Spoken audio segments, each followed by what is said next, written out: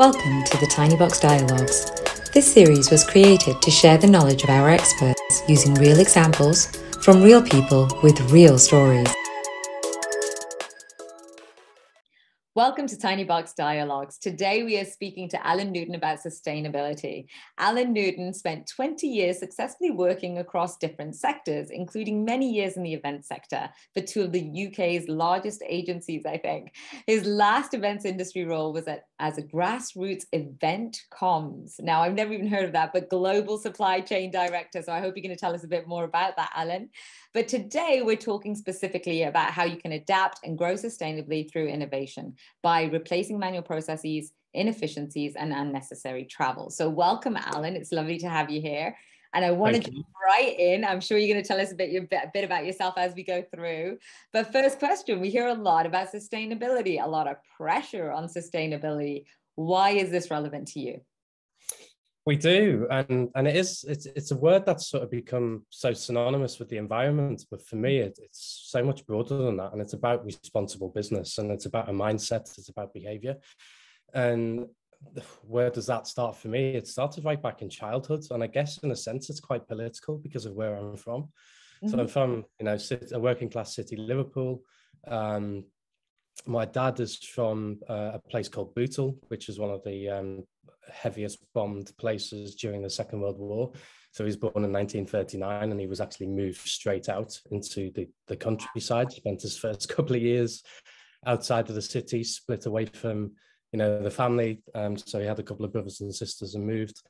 And so, that was not the beginning of the decline of the city, because in the 60s, certainly when he was probably in his sort of early 20s by then, it was quite a vibrant city, as we know, with music and culture and so on and so forth, but then fell on hard times in the 80s, like a lot of working class cities did.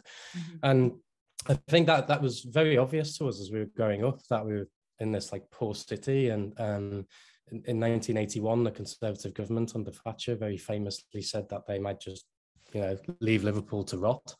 And we were very familiar with that as kids. It was strange. It was, quite a political city, a lot of hot air and heat, and people knew what they were talking about. So that didn't feel very sustainable in a sense. And then from a country perspective, you'd leave a major city that's had, a lot of fame and fortune, so to speak, to literally just rot on the people. So that was something that was quite evident, and all of that wasted opportunity. Now, if you think about innovation, there was a very famous innovator that actually lived and died in the town that I was born in, and was buried in the church that we actually went to initially, but that was associated with the school that we went to, St Andrew's School in Maghull. And that was Nick Hornby, who was the famous innovator and developer of the Meccano set. So, some of these things become, like innovation and sustainability, become very apparent when we were young. And quite quickly as well, I hated waste and inefficiency, and I really disliked inequality. And again, there's a story there where it might not be obvious to look at me because of my white complexion, but my great-grandfather come from Mauritius and come over on a boat in 1899 to Liverpool, and would undoubtedly have been in one of those first mixed-race relationships, marrying a white woman, and that would have been tough. But also, being from Liverpool, a lot of Irish ancestry and background, and the Irish have had a tough time when they initially come into the UK. Very different when they went the other way to America. They were almost welcomed and so on. But in the UK, a much tougher time. So some of those inequalities, again, were things that I guess when we were kids and growing up, we sort of just become very well aware of. And it wasn't just us, it was our friends as well, all very similar. And then TV programs coming along like Harry Enfield making fun out of Scousers. And this sort of inequality. And certainly when I moved away from the city and went out into the world, I sort of felt some of that toughness and the difficulty and the stereotypes that went with it, and having to work through that. But when I went to university, I studied law, and because I always wanted to tackle inequality, I guess, and anything that I felt was unjust and unfair. And I thought about the population, and where's the biggest inequality in the population? Well, the biggest one is 50% of the population, which is females, who don't get a fair opportunity quite often when it comes to equal pay and the opportunity to be their very best in their careers. So that was something that came to me when I was studying, and I thought I'd challenge the stringency of equal pay legislation as part of my law dissertation thesis. No small feat. You do like yeah. challenges. And it was very interesting. And it wasn't a small feat because, of course, we had both European and UK legislation to look at. And what was really evident was that governance and law, whilst it's good to have that in place, it all starts with mindsets, and it all starts with being authentic around wanting there to be a change, and it needs to be at a societal level. So that the law wasn't actually helping. It was just allowing the firms that wanted to get away with bad behavior to be able to do so, just because they'd hire the best lawyers, or they'd know how to skirt around the legislation and still continue to behave in a bad way. So that was something that really stuck with me. And I thought I'd always wanted my own business at some point. And I thought whenever I go through business and if I ever have my own, I want it to be done in the right way. And I want it to be a responsible business, a conscious business. So I guess that's the backstory. That's that's fantastic. Excuse me, I'm having a little bit of we're both a bit sick at the moment. But what I thought was really interesting about that, and as you know, I'm from West Brom, and West Brom is not well regarded either in England. And a lot of people don't know the history. They know Liverpool Football Club, but they don't really know the history of Liverpool City. And I think that's quite interesting, because when we talk about sustainability, especially, I think of all the Olympic stadiums and Olympic venues or Commonwealth Games venues that have been built outside of cities and then completely abandoned. I mean, there's lots of visuals of this happening around the world, right? And very luckily, London was one of the few. They have the population to actually sustain the kind of event venues that they created, right? They can use them for other purposes. But you see this around the world. So imagining that same thing happening with a large city like Liverpool is quite overwhelming. I mean, that's what really stood out to me from your story. And I think it's important to know what motivates people before they start talking about what actually they're doing for business. So, let's talk about that. What is it about hospitality industry that particularly drew your attention and you feel is, something that can benefit from sustainable practices? Yeah, well, like a lot of people, I fell into hospitality. It wasn't something that I consciously went into. So I'd studied law. That was something I'd always wanted to do. And then I come out the other end and I was like, this isn't for me. And much to my mum and dad's consternation, but I've always been supportive. So I sort of was like, what am I going to do? And I'd had 3 part-time jobs when I was in my final year to support myself, because my dad had fallen on hard times, so he wasn't able to sort of pay for me to go through university. And so I needed to sort of pay my way in terms of my upkeep. And it's quite amusing, a Scouser having 3 jobs, but that was the case back then. And so I didn't know what I wanted to do. And I was in retail and retail management. It was my sort of first management leadership role, actually, very early for a number of years. But the hours just weren't for me. And then I ended up sort of in recruitment for a short period of time. Again, saw quite a lot of waste there. And actually the recruitment agency that I worked for wanted to do things differently. So what they found was in recruitment, a lot of people were getting shoehorned into positions just because it was all about profit. It's like, oh, we have a position open, we've interviewed somebody, they'll do. Even if it was like alarm bells as you were speaking to somebody. And so the recruitment agency I worked for wanted to be different and not to do that. And the really sad thing is it failed.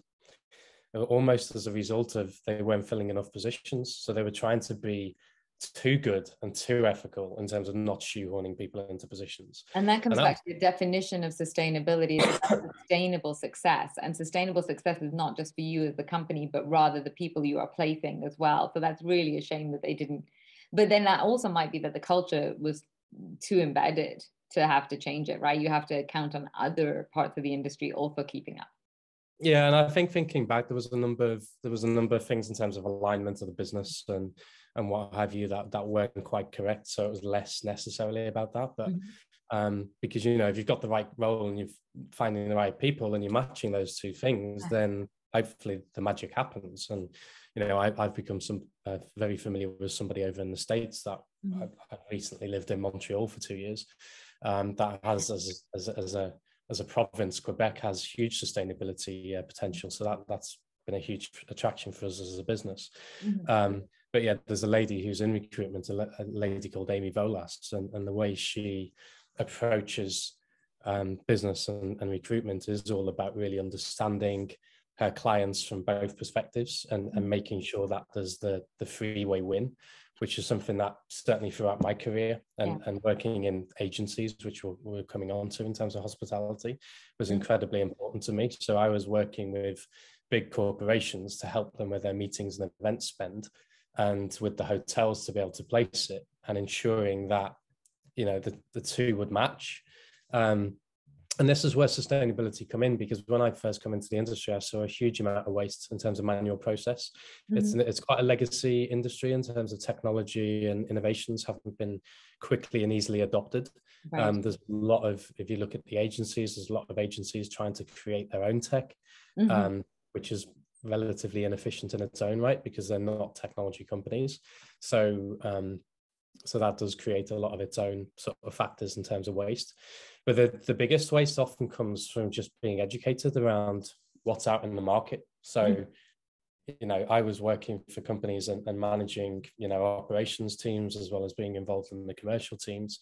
And there's like, at times I had like 60 bookers who were working with clients to source venues for clients all over the world. And we were managing, in my last company, a spend of around £250 million per year on behalf of a whole range of different companies across, you know, the big four: banks, oil and gas, automotive. They were typically the sectors we were working with. So some of the biggest sectors in the world, pharmaceutical as well. And I had one particular client, go back about 15 years, and she traveled. So this was the corporate clients. We'd recommended venues, and she traveled to Barcelona from London, like no less than, I think it was about 20 times in sort of like 6 to 9 months or something. And she was traveling that often. I actually must have thought she had a boyfriend there in the end, because it was like, why else are you going so often? It's just what a waste of time and effort and money. And so that resource wastage is huge. But one of the reasons for having to go and visit is just how poor the marketing and the collateral is of venues online. So their storytelling is not fit for purpose. So it creates a lot of this waste, because you need to be able to go and find the knowledge for yourself. But certainly as an agency, the problem is a lot of our operations teams, they're only in those jobs as consultants doing that role for maybe 2 years. So no sooner had you trained them up and sent them off, you know, around Europe or around London to find out about these venues as they leave. And it's like painting a fourth bridge. You'd have to start all over again. Such a big expense for an agency, for a corporate, but also 70% of the industry is female. And when you're younger, and, you know, I did it, I'd go on a lot of these trips. I quite enjoy it because I was traveling. Again, not that sustainable, but enjoyable. Enjoyable. So you get to see the world on somebody else's dollar, so to speak. But it does get tiring, and after a while, it's sort of like the fun and the love for it, you start to lose it a bit, because you're not seeing your best friends. You maybe not even getting into serious relationships. Your love life starts to suffer.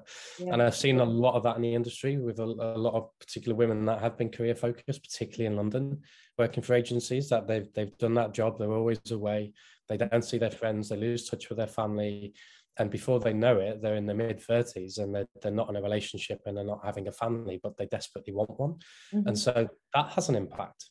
And these are the kind of things that, when you actually think about business more holistically, and the way they operate and what their expectations are as somebody in a job, is there's better ways to do things.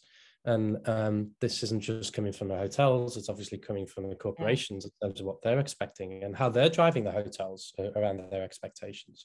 I actually, you know, thinking about that, I would just like, I saw a recent article on Dan Price, and he's the guy in Seattle who famously took a pay cut from 1.1 million to 70,000 because he wanted all his employees to have a fair wage. And what was really interesting in the article is they said about his revenue continually going up each year. And he said, it's better than that. We've had a baby boom. We've had 40 new babies in the last 5 years because people can afford them. There are 30% of my people who aren't in debt. At least 70% just bought a home. And when I was thinking about that, I'm like, yeah, that's sustainable impact, because now those people are going to do good too, right? They care as well. They're looking out for themselves and each other. So this is really interesting to me. They even bought him a gift. of a car, because they're like, well, you're doing this for us, let's give back to you, right? Which is amazing. When would you ever hear about a CEO getting a car from their employees? But I think this is exactly your point. It's holistic. Your success cannot just be profit, but actually, conversely to what many people think, your profits can increase. And that's partially, like you said, about mindset. With pandemic, we've seen a big turn to purpose-led companies. People want to work for purpose-led companies. They want to buy from purpose-led companies. So if you can shift that sustainability mindset to be holistic, think about the human factor, the environmental factor, the societal factor, which I think comes back to what you were saying about women. If women are not able to contribute to society in whichever way, whether it's babies or career or whatever it is, that also has an impact, right? Yeah, absolutely. I couldn't have put it better myself in terms of everything you've just said. And one of my, actually, I'll come back to that. The thing you just said, somebody actually once said to me, because obviously I'm male, is, why do you care? Well, that's a good question. Wow. It is a good question. And I think it's good to actually start with a selfish thing. So when I was young and being a straight male, I thought, well, one day, hopefully I'll have a wife. Maybe I'll even have a daughter. Then I want the best for my wife and daughter if they want to work. And even selfishly, the family income is, the more my wife can make, then the more comfortable, like, we will and have. You could be a stay-at-home dad. Why not? Exactly. If I decide to at some point, perfect. I don't I have friends who actually don't have an issue with that. I have one friend who's been more of a stay-at-home dad in probably the last 10 years. He and his wife are both lawyers, as it happens, but he's more freelance and has that ability to, and has had that ability for some time to sort of have greater flexibility and look after the children and take on that. And why shouldn't it be a shared responsibility? Fathers for a long time have been absent, and certainly my dad's generation, a lot of people my age, they sort of didn't really know their fathers that well. I didn't really, I mean, because until he was unemployed in the mid-80s, he was a lot of the time he was away working and was unemployed, and that was a slightly different scenario where you're seeing your dad feeling a little bit more worthless and picking up. And this is the thing, it's that feeling like you're adding value. I always say that people want to feel like they're adding value, whether that's in a company, in the home life, whichever it is, but they do need that reassurance that their life has purpose. And what I think is really interesting about what you say as well is people forget the knock-on effects. I mean, I'm not going to get into the topic, but there's a lot of talk about the abortion laws in the US. But what people don't look at is actually the unwanted pregnancies have such a huge effect on jail rate, crime rate, poverty rates, etc. It's actually a huger issue than just this one topic. And that's what you're talking about with sustainability, is it's a lot of things. You can't let go of one thing without impacting about 5 to 10 others directly and millions indirectly, right? But I do want to kick us off with talking about that, because, you talked about the waste and inefficiency in, environment and human capital in hospitality industry. Why do you think it's slower to change? What is it that's made them slower to change? That is a good question. I think it probably comes down to the fact that it's a service industry. And so I was speaking to a couple of hoteliers, it was last week actually. I feel delirious with this cold, I can't remember time. They're in sales and marketing, and they were talking to me about their frustrations with the fact that they're given just like PowerPoint and old school tools to do the job. And we were saying, well, does your GM and like owner not get it? In terms of, do they not understand all of the knock-on effects of not investing in technology and being more innovative and sort of making you have to rely on PowerPoint, and the fact that that's not very scalable because it's reliant upon you to be like presenting something, whereas we live in this digital world. People find you online, they need to be able to understand and educate themselves around the product, and they say, I know, but they're operators, and that, I think that is the key thing, is they're so focused on operating, but yet that still confuses me, because I've been an operator for a long time, not in hotels obviously, but I'm the COO of the company. I've been in senior operations roles when I was in event agencies, and wherever I felt there was inefficiencies throughout process or the business was, well, how do we tackle that? And technology is not always the answer. You need to validate what a problem is and then apply. And so people quite often come to me and say, oh, we've got this problem. What's the technological solution? And should we use AI? Should we use this? And it's like, well, no, we don't know yet. You know, you Yeah. need to validate the problem first before you start thinking about, right, what may be the solution and how do we build that solution? And so I still find it slightly curious, and I do find it baffling and frustrating sometimes, as like even like they are operators, is why that there isn't that change. But I mean, if we look at it at the moment, because you know hospitality has been through the worst time through the pandemic, it's probably been the industry that's been affected the most. You know, and loving the industry as I do, having come from it, it's been really, really difficult to see. And selling into it has been strange because people have moved in our direction, but they've got other focuses at the moment, like recruiting. But it's an industry that has long had a massive churn rate. So I think the figure's around 76%. Wow. And probably not getting any better. And you have to look at the reasons for that. Now, part of it is the way, if you're in a service industry, people, waiters and waitresses and people on the front line, if you're dealing with other humans, quite often you don't get treated that well. So that's something that I've always disliked as well, when I'm sat at dinners and I see other people around the table and they don't engage, you know, with a waiter and waitress. Now, you and I recently had a lovely dinner in London, and I was delighted to see that you did exactly that. You actually did engage with the waitress and asked her about these lovely tattoos, and then you brought her into the conversation with us, and we had like she was part of the conversation. She wasn't just great. That was fantastic. She was lovely as well. She was. But it is it is one of those industries where there is a huge amount of churn, but it's not just because of that. It's people are poorly treated, they're badly paid, and they quite often don't get the tools to do the job. So if you're in the back office and you're a salesperson, one of the biggest issues that these operators in terms of GMs and owners of hotels are having to deal with is they're having to actually employ more heads to deal with some of the problems that they're creating by not investing in technology. So it becomes a more bigger compound issue. They don't really think of it in those ways. They never go to the root cause of the problem. And there's the knock-on effect again. There we go again. Now, I don't want it to be all doom and gloom, and we've got a little bit to get through. So I want to tell at least one story of something you've accomplished or you think has led to a more sustainable solution. So if you could tell us an example of where you've succeeded so we can give them some positivity. That'd be great. Yeah. Well, I mean, and there is a lot of success. So when I was in the first agency I was in, which was called Zybent at the time, the two agencies actually I've worked for and now part of a bigger organization. They were both bought, so which is quite amusing. So Zybent and Grassroots were the names of the two businesses. And I spent 9 years at the first one, Zybent, and then about 4.5, 5 years at the second before starting my own business. And I was, I think, considered to be the first supply chain director within an agency in terms of having that role. And so I sort of, I guess, led my own path. And I was quite fortunate because I'd had a boss who, because it was very one-to-one tutelage, I learned an awful lot from. And he got me involved very early in a few industry associations, and therefore being exposed to other agency heads and leaders. When I was very young, I was like maybe 24. I'm an introvert, so I was very quiet. But I'd go to those meetings and I would just sit and listen because I wasn't so bad for learning, sitting and listening. No, it was, that's all right. it was actually perfect. I think had I been an extrovert and just like loud, I wouldn't have had the same benefits and learning.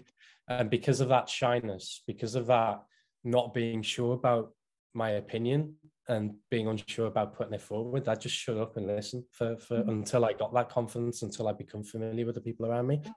And I learned an awful lot from that. And I was hearing the same things over and over from the hotels, from the CEOs and from other agencies. And I thought, right, there's got to be a better way to do this in terms of learning. And there's always been a thing as an agency that if you're looking for a venue for a client, you have to give them 3 options, or maybe even 4 or 5, and they might ask you for more. And there's that feeling, oh, you have to give them it because otherwise they'll go to another agency. But actually, if you're experts in your field and you engender trust with the client and you consult, then there's a better way to do it and you can get rid of a lot of that waste. So we spent a lot of time shaping the operations teams and getting to know the clients better and getting to know the venues better. To be able to better match people. And part of the reason for that was because you're working off commission, and more, particularly in the UK, more and more corporates were utilizing agencies. I saw that as a business benefit to the agencies that I work for as well, because quite often a corporate would go to a hotel group and say, right, we're going to use an agency. Who's the best one to use? And they're going to recommend the ones that do the best matching. Yeah. Create an efficient process. So that seemed very obvious to me, very, very young, very early. And so we worked really hard on it. And so typically the business conversion rate for a hotel, for like events I'm talking about, is around 6% when it comes through an agency. Okay. Through the agencies I work for, we increased that to around 25%. And so when I'd done that for Xybent, I was actually headhunted by the next agency to go in and head up the whole procurement department or supply chain department. It was a bigger company. They had more facets to what they did. And so I was the first, because they bought, I think, 5 companies. I was their first sort of group employee when I come in, and it was like, right now you need to set the agenda in terms of how we're going to move this forward. Yeah. I was very nervous about that because I'd been at the one company for 9 years, and I was like, right, do I believe in myself enough to like go somewhere else and do it again and make a mark? And I needn't avoid. I think my ex-wife, my wife at the time, was sort of like a big advocate to say, you know what you're doing, just go and do it.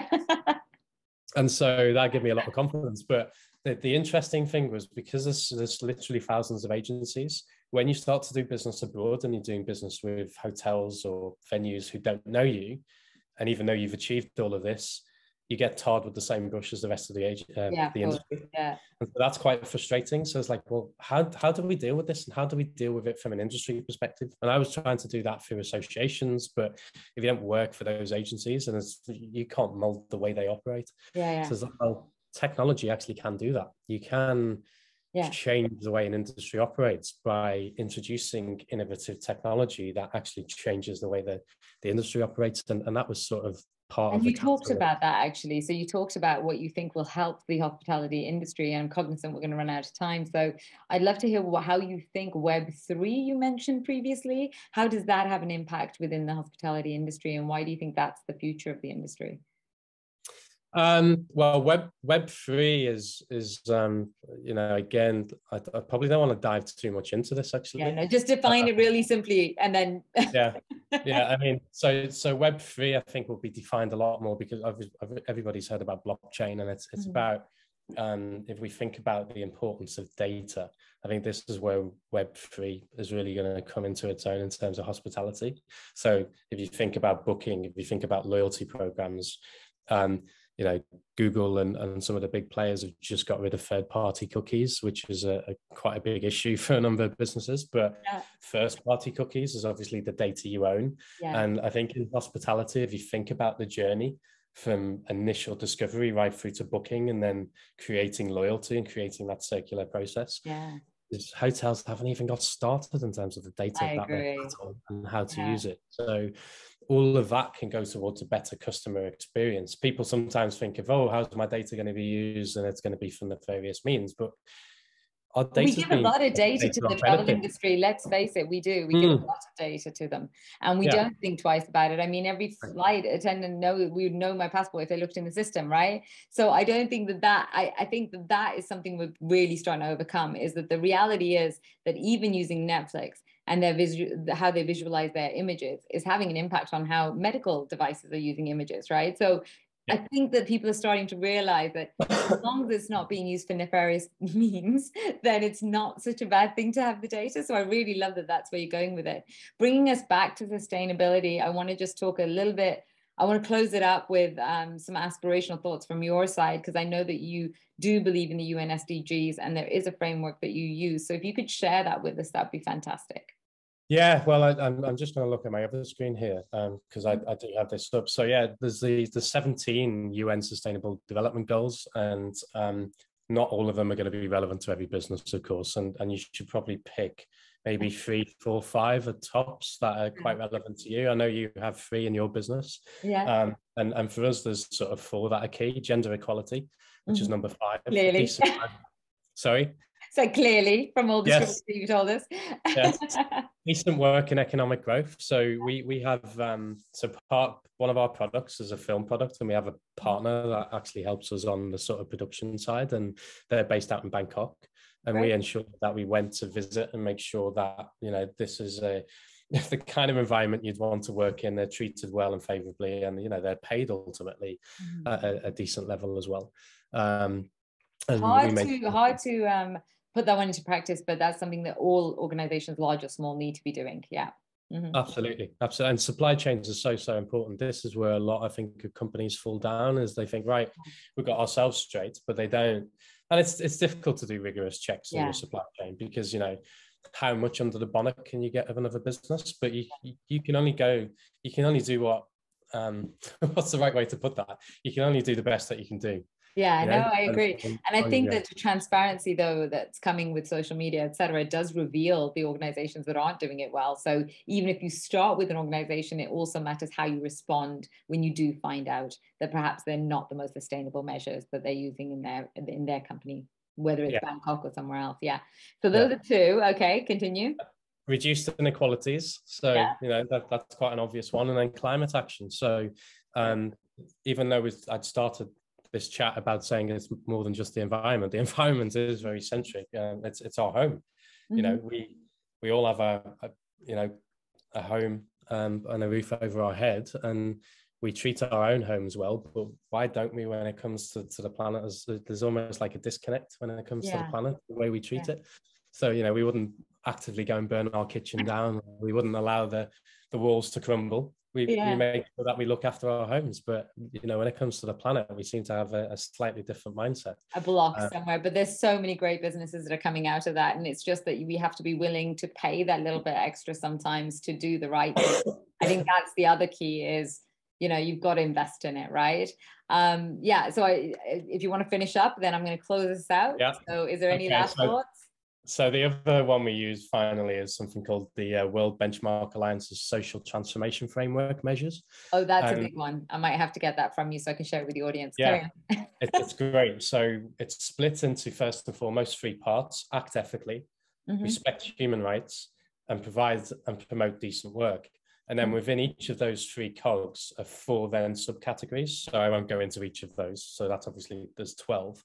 And we have listed out in terms of our ESG targets internally, right? What can we do in terms of each of these 12 boxes? And fantastic. So it's actually an action plan that you can put in place. Fantastic. Good. Yeah. Then you know what? I think I'll promise the audience that we'll get that name of it so that we can put it into the comments on the YouTube and the Spotify. Is that okay with you? Yeah, perfect. Yeah. Love Share it. the world. You know what, we'll have to do another session where you actually talk about that more in depth, because I think that is really key. It's nice to talk about the UN SDGs, but how we're actually putting them into practice is very key. So I love that.